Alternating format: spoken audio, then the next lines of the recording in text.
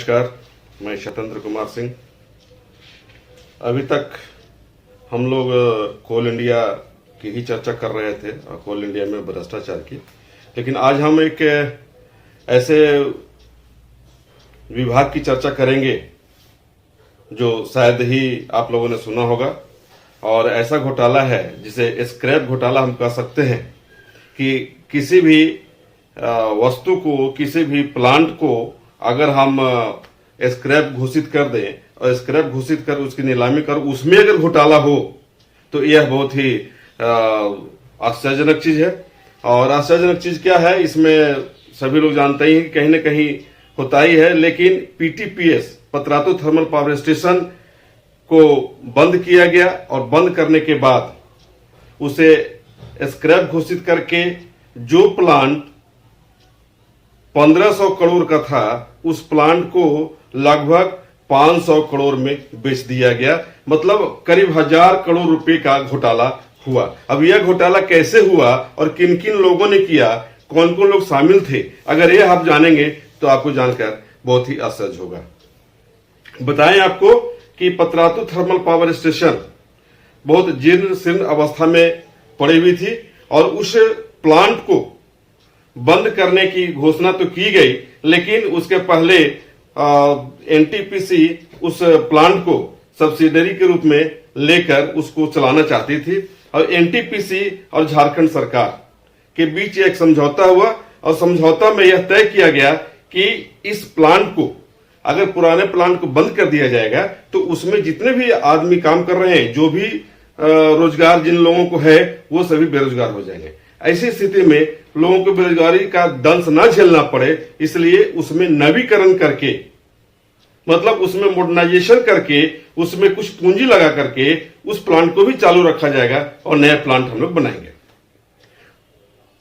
नवीकरण के लिए यानी उस प्लांट जो जीर्ण शीर्ण अवस्था में थी उसको बेहतर करने के लिए, उसको मॉडर्नाइज करने के लिए 450 करोड़ रुपए का खर्च किया गया। यानी फिर से प्लांट को बेहतर बनाने का प्रयास किया गया और 450 करोड़ रुपया खर्च करके उसको बना तो दिया गया, लेकिन यह बहुत दिनों तक चल नहीं पाया। इसी बीच अधिकारियों ने, यानी एनटीपीसी के अधिकारियों ने और पीटीपीएस के अधिकारियों ने मिलकर के, सभी नहीं, कुछ अधिकारियों ने मिलकर के, संबंधित अधिकारी मिलकर के यह योजना बनाने लग गए कि क्यों नहीं इस प्लांट को स्क्रैप घोषित कर दिया जाए। मुंबई की एक पार्टी है मेहता एंड कंपनी, एमटीसी के नाम से वह चर्चित है, उसके अधिकारियों यानी उस एमटीसी के संपर्क में लोग गए और इस प्लांट को बेचने का काम, यानी बेचने की प्रक्रिया आरंभ कर दी गई। बेचने के पहले इस प्लांट को पहले स्क्रैप घोषित किया गया। 1000 करोड़ की प्लांट में जो मशीनरी लगी हुई थी उसकी कीमत पहले आंकी गई। 450 करोड़ रुपए जो इन्वेस्ट किए गए, एस्टिमेटेड कॉस्ट तो 4.5 करोड़ रुपए थे, लेकिन मिलाकर के वो फाइनल होते होते 500 करोड़ रुपया हो गया। यानी 1500 करोड़ के प्लांट को स्क्रैप घोषित कर दिया गया और स्क्रैप घोषित करके उस स्क्रैप के माल को बेचने के लिए प्रक्रिया आरंभ कर दी गई।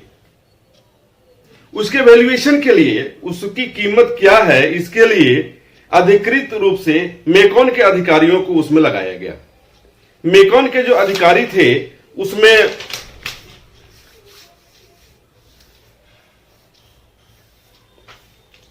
मिस्टर अमित कुमार, एसडीई मास, और मिस्टर प्रमोद कुमार, डीजीएम मास ने इस रिपोर्ट को बनाया, यानी इसकी कितनी वैल्यू होनी चाहिए, इन लोगों ने बनाया और उसको अप्रूव कर दिया एस ठाकुर, जो डीजीएम मास हैं, डीजीएम आईसी मास मेकॉन के, उन्होंने अप्रूव करके इसे भेज दिया। और इन लोगों ने जो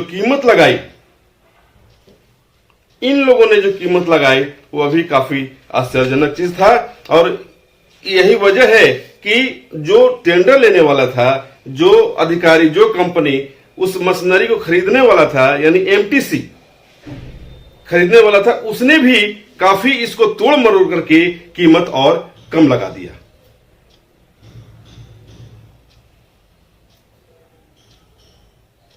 जो प्लांट 1500 की थी, उस प्लांट की कीमत मेकॉन के अधिकारियों ने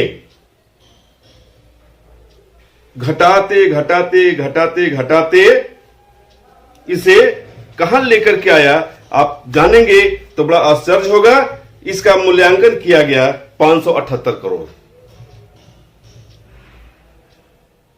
यानी 1500 करोड़ की पूंजी, 1500 करोड़ की पूंजी मशीनरी को मेकॉन के अधिकारियों ने मूल्यांकन कितना किया, 578 करोड़। पता नहीं कैसे उन लोगों ने आकलन किया, अभियंताओं यानी अधिकारियों ने क्या उसमें कमी देखा, जो यह कीमत घट करके इतना आ गया। अब जिस कंपनी को लेना था उसने भी अपने अधिकारियों को लगाया, उसने अपने अधिकारियों को लगाया और बाद में यह कहा उसने कि हुजूर यह तो 244.59 करोड़ की संपत्ति है, यानी 244 करोड़ संपत्ति ले आया। वो 1500 करोड़ रुपए की संपत्ति को उठा करके सीधे ला दिया कहां, तो 244.59 करोड़ पर। चलिए ये हो गया। अब उस की नीलामी की प्रक्रिया शुरू की गई, तो उसके लिए ई टेंडर निकाला गया। ई टेंडर में एमटीसी के साथ अन्य कई लोगों को उसमें शामिल किया गया। अमूमन जो प्रक्रिया होती है उस प्रक्रिया को अपनाया भी गया, लेकिन अधिकारियों की मिलीभगत कही है या फिर एमटीसी का सूत्र इतना मजबूत था, वो हम मान के चले, क्या माने कि जितना भी था वो रेट इससे यानी एमटीसी से ज्यादा रेट भर दिया।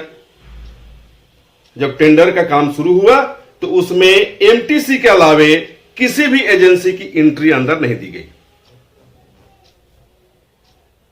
जबकि अमूमन होता यह है कि कहीं किसी भी चाहे वो प्लांट हो, कोई वस्तु हो, उसका अगर ई टेंडरिंग हो, चाहे जैसे भी हो, ई टेंडरिंग अगर होगा तो निश्चित तौर पे उसमें जो भी संबंधित एजेंसी आवेदन देते हैं सभी को बुलाया जाता है। लेकिन इसमें एमटीसी के अधिकारियों के अलावा किसी की एंट्री नहीं हुई। यह बहुत चौंकाने वाली बात है, क्या कि अन्य एजेंसियों को एंट्री क्यों नहीं दी गई। यह ही सवाल पैदा करता है एमटीसी, एनटीपीसी, पीटीपीएस के अधिकारियों की मिलीभगत का होना। अगर यह मिलीभगत उन लोगों का नहीं था तो क्यों नहीं अन्य एजेंसियों को एंट्री दी गई।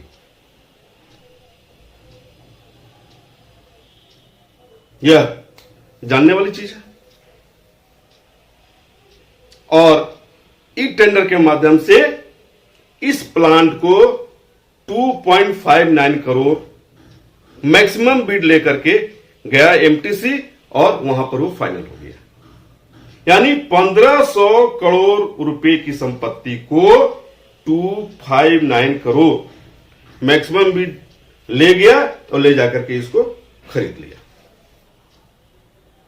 यह समझा जा सकता है कि भ्रष्टाचार कितना ऊंचा है। और इस स्क्रैप घोटाले की जानकारी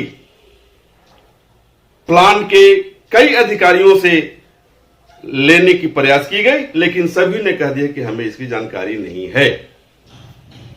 अच्छी बात है, जानकारी नहीं होनी चाहिए, क्योंकि सबके सब तो मिले हुए हैं, तो जानकारी एक्सपोज कैसे करेंगे लोग। आज हम इतना ही बताएं कि स्क्रैप घोटाला केवल